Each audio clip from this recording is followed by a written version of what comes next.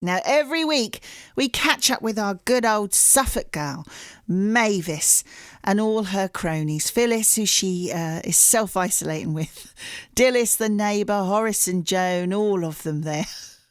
And this week, Mavis and Phyllis, have decided to hunker down in lockdown 3, get a big pile of books, a great old stash of biscuits, and let us know about the latest instalment of what they're getting up to during the virus.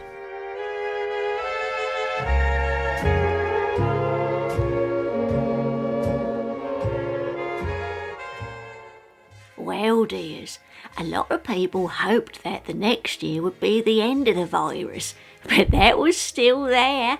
Yep. So we had to plod on a little bit longer. Once again, that old Boris done another lockdown. The news was all a bit loopy the first week of the new year, so me and my friend Phyllis thought that in times like this, whatever can you do but just stay in, keep calm and carry on eating biscuits. One day, we just decided to not get out of bed at all. Yep, I don't think people need to know you have an old chamber pot, Phyllis. Dirty old. In fact, I'm talking about during the virus from my bed right now. See, Phyllis have the room next door, so we got a wall between us. But that's ever so thin. I can hear her snoring and tramping all night. One time she done a bit of sleepwalking, and I'd just been reading a bit of Wuthering Heights, and in she come in her old white gown, mumbling something or other about being cold and letting her in the window. Scared the living daylights out of me. Yep. Well, I got the wireless, got my teas made by the side, a hefty supply of biscuits, and a great old pile of books to keep me going. Got my favourites here, Slightly on the Heart by Charlie Haylock, the Guernsey Literary Tater Peel Pie Society, The Hobbit, and at the moment I'm reading a wonderful book all about biscuits. That's called The Biscuit by Lizzie Collingham. You've got your favourites there too, Phyllis, haven't you? Yep, The Shining, she liked the shiny one. Clockwork Orange. Oh, you shouldn't like an orange made of clockwork. That don't sound like you can eat it. What you reading now, Phyllis? Lord of the Flies.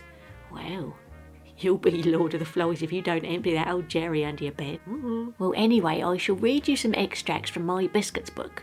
Now, did you know that as far back as 79 AD, when that old volcano Vesuvius done a horrid eruption on them poor little old bees down in Pompeii, they found 81 biscuit loaves in the bakery there when they excavated it. 2,000-year-old biscuits. You'd still give them a go, wouldn't you, Phyllis? She'd have them. And here's another biscuit fact. They say that hundreds of years ago, it was European practice that after a person had died, a biscuit would be placed on the corpse, and then when they were buried, one of the mourners would eat it in order to take on the sins of the departed so they could move on. Well, I shouldn't like to eat a biscuit off your corpse, Phyllis. You shall have mine, no doubt, when I peg out there. And finally, here's a fun fact about digestive biscuits. They date back to the 1800s, and they were developed by Scottish doctors to help aid digestion. So there, they're actually good for you.